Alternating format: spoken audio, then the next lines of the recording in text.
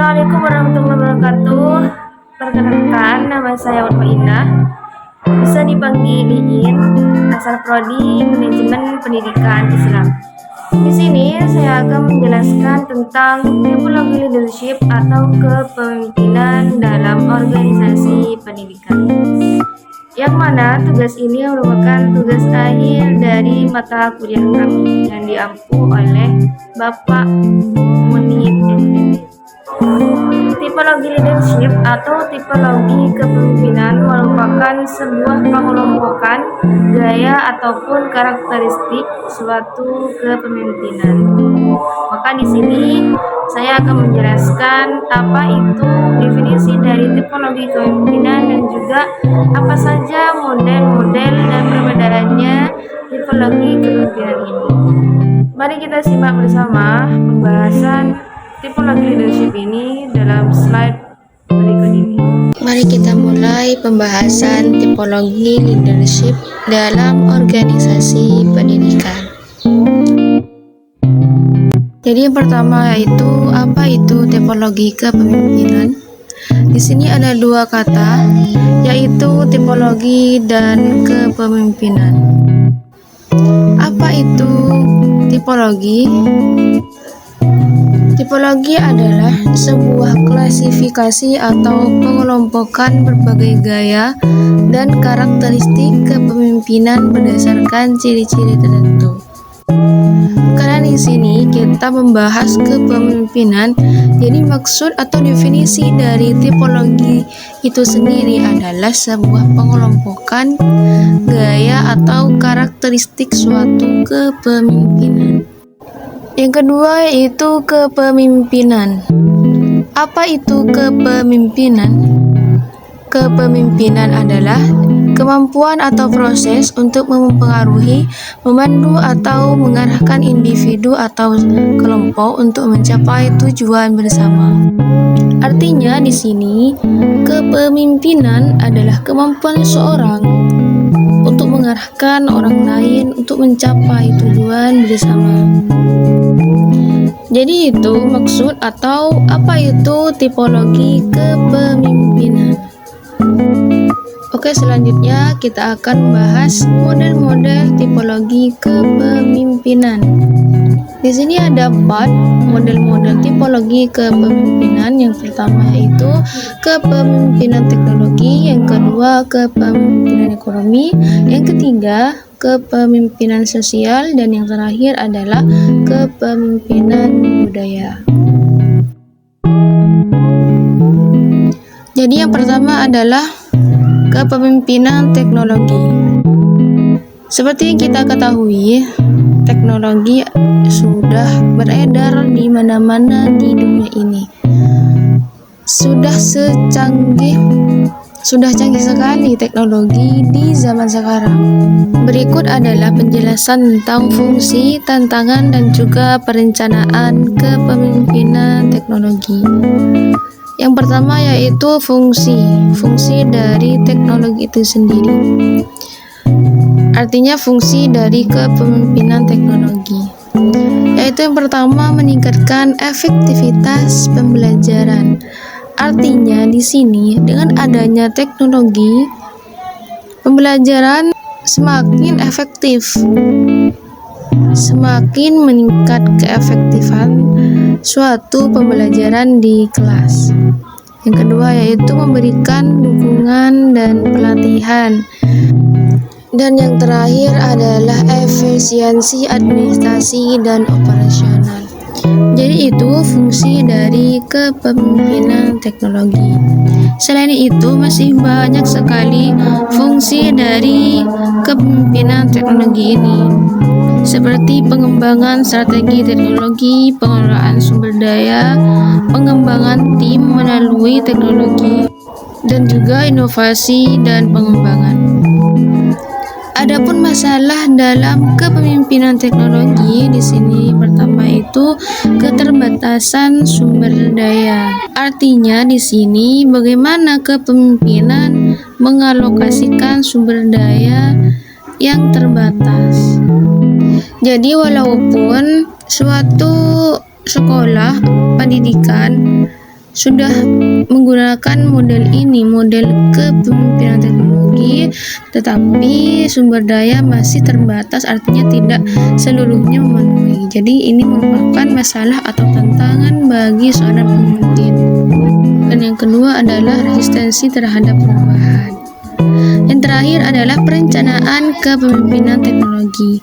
Yang dimaksud adalah suatu proses merancang strategi untuk memanfaatkan berbagai gaya kepemimpinan teknologi agar dapat memenuhi kebutuhan spesifik institusi pendidikan. Adapun perencanaannya itu tergantung dari pimpinan suatu pendidikan, seperti halnya analisis kebutuhan, mengidentifikasi kebutuhan teknologi, terus pengembangan tim, membangun dan mengembangkan tim, mengidentifikasi dan mengelola risiko, seperti itu. Sekarang yang kedua, kepemimpinan ekonomi. Langsung saja yang pertama, yaitu fungsi dari kepemimpinan ekonomi. Sekolah melayani kebutuhan ekonomi masyarakat setempat dengan menyediakan tenaga kerja yang berkualitas bagi perekonomian sistem atau membentuk perilaku ekonomi siswa, yaitu pelanggan masa depan dan warga negara. Sekolah seringkali mempunyai peran penting dalam memberikan kontribusi terhadap pembangunan ekonomi dan kebutuhan masyarakat. Mereka dapat membantu siswa berkembang secara ekonomi, kecerdasan, pengetahuan, dan keterampilan, serta merencanakan karir masa depan mereka dengan kompetensi dan sikap kerja yang diperlukan untuk bertahan hidup dalam perekonomian yang kompetitif. Yang kedua adalah masalah atau tantangan yang akan dihadapi oleh kepemimpinan ekonomi. Merujuk pada tantangan yang dihadapi para pemimpin pendidikan dalam mengelola dan mengoptimalkan sumber daya keuangan, manusia, dan material untuk mendukung proses pembelajaran secara efisien dan berkelanjutan.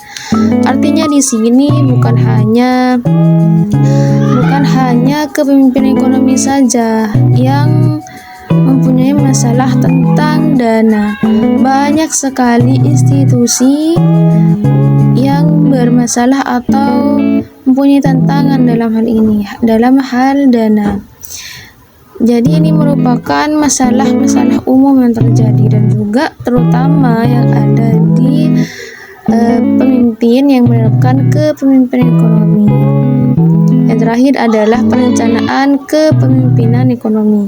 Merencanakan dan mengolah sumber daya secara efisien dan efektif untuk mencapai tujuan pendidikan dengan mempertimbangkan kondisi keuangan, kebutuhan, serta prioritas pengembangan pendidikan. Perencanaan yang dilakukan oleh pemimpin dalam model kepemimpinan ekonomi ini harus melihat atau mempertimbangkan kondisi keuangan suatu sekolah pendidikan. Adapun contoh perencanaan yang bisa dilakukan seperti analisis kebutuhan dan tujuan, pembangunan tim dan jaringan, penganggaran sumber daya, dan juga dukungan. Selanjutnya yang ketiga adalah kepemimpinan sosial. Adapun fungsi dari kepemimpinan sosial ini sendiri yaitu untuk menciptakan lingkungan belajar yang inklusif, adil, dan mendukung perkembangan peserta didik, seperti membangun kesadaran sosial dan lingkungan, mengembangkan program sosial dan komunitas, menggalang dukungan dan juga sumber daya yang ada, mengelola konflik, dan mengambil keputusan. Adapun hubungan antara kepemimpinan dan sosial itu sangat berhubungan sekali.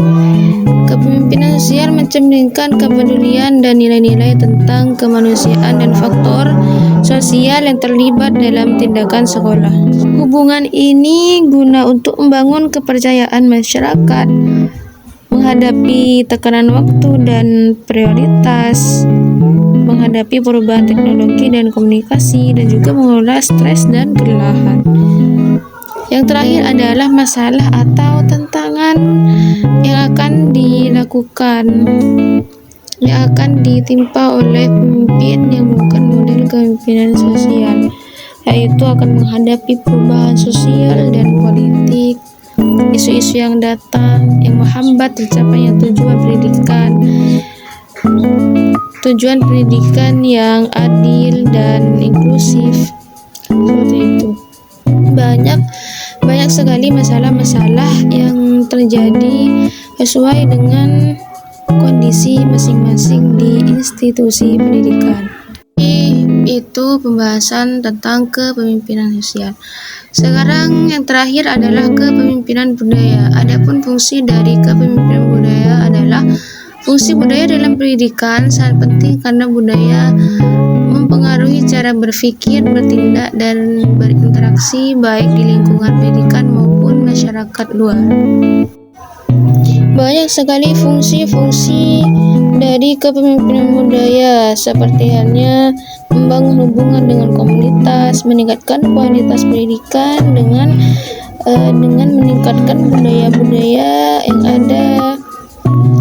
ada di sekolah, dan juga pengembangan dan mempertahankan budaya sekolah. Adapun perencanaan kepemimpinan budaya di sini adalah proses strategis untuk mengintegrasikan nilai, tradisi, dan elemen budaya ke dalam sistem pendidikan baik melalui kurikulum pembelajaran maupun kegiatan ekstrakurikuler. Artinya, perencanaan yang akan dilakukan adalah mengintegrasikan, artinya memadukan nilai tradisi dan juga elemen budaya ke dalam sistem pendidikan. Melalui apa? Melalui kurikulum ataupun pembelajaran materi-materi dan juga mata pelajaran yang ada di sekolah. Adapun masalah atau tantangan yang ada di dalam model kepemimpinan budaya adalah mencakup berbagai isu yang muncul akibat perubahan sosial, globalisasi, dan perbedaan budaya yang ada di masyarakat. Menghadapi keragaman budaya dan juga agama yang berbeda-beda, mengatasi prasangka yang ada, termasuk isu-isu baik itu dari dalam ataupun dari luar. Mengelola konflik budaya, menghadapi perubahan budaya global yang sudah disebutkan barusan. Apalagi kita sebagai warga Indonesia mempunyai banyak sekali budaya-budaya yang ada di negara Indonesia. Salah satu contoh di pendidikan Madura.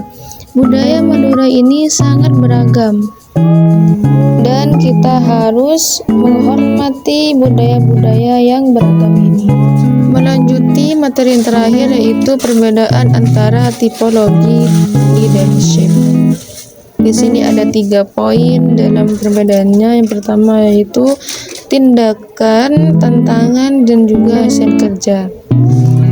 Yang pertama, kepemimpinan teknologi. Dari tindakannya mengimplementasikan alat dan platform digital dalam pembelajaran.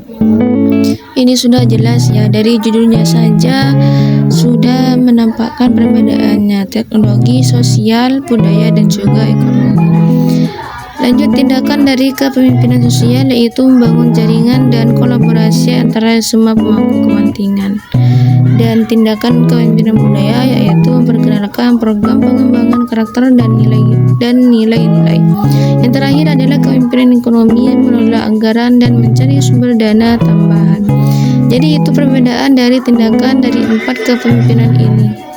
Yang kedua yaitu tantangan. Tantangan apa saja yang akan dihadapi oleh keempat kepemimpinan ini? Yang pertama yaitu teknologi, keterbatasan infrastruktur, pelatihan staf yang kurang, dan resistensi perubahan. Tantangan yang kedua yang dihadapi kepemimpinan sosial adalah menghadapi masalah komunikasi, perbedaan kepentingan, dan keterlibatan yang rendah. Yang ketiga, kepemimpinan budaya. Apa tantangan yang akan dihadapi? Yaitu mengatasi perbedaan budaya, resistensi terhadap perubahan nilai, dan kurangnya partisipasi. Dan yang terakhir adalah kepemimpinan ekonomi. Ketidakpastian pendanaan dan pengelolaan sumber dana yang efisien. Jadi itu tantangan-tantangan yang akan dihadapi oleh para pemimpin yang menggunakan model 4 tadi. Yang terakhir adalah hasil kerja dari masing-masing kepemimpinan teknologi, yaitu kepemimpinan teknologi meningkatkan efisiensi pembelajaran dan akses informasi. Itu hasil kerja dari kepemimpinan teknologi. Adapun kepemimpinan sosial, hubungan yang lebih baik dan dukungan dari komunitas. Yang kedua adalah kepemimpinan sosial, hubungan yang lebih baik dan dukungan dari komunitas. Yang ketiga yaitu apa hasil kerja dari kepemimpinan budaya, yaitu lingkungan belajar yang lebih positif dan inklusif. Walaupun berbeda-beda budaya, karena dengan adanya perencanaan yang dilakukan oleh kepemimpinan budaya, maka lingkungan belajar akan lebih positif dan inklusif. Yang terakhir adalah kepemimpinan ekonomi, stabilitas finansial dan keberlanjutan program pendidikan. Jadi itu hasil kerja yang akan direncanakan oleh pemimpin-pemimpin dari 4 model teknologi leadership ini. Jadi itu pembahasan dari tipologi leadership dalam organisasi pendidikan. Semoga penjelasan barusan membawakan manfaat bagi kita semua. Akhirul kalam, assalamualaikum warahmatullahi wabarakatuh.